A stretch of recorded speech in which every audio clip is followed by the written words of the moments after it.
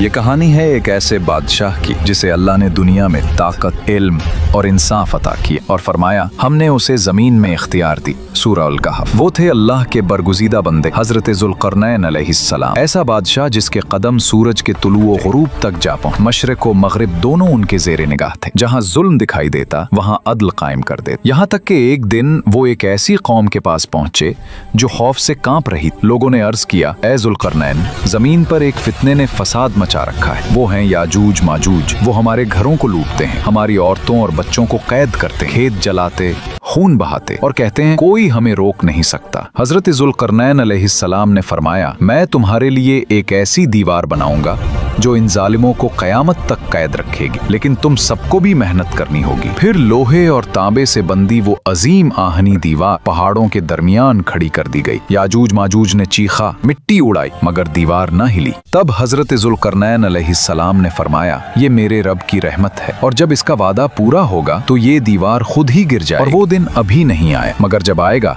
जमीन लड़ज उठेगी और याजूज माजूज आजाद हो जाएंगे।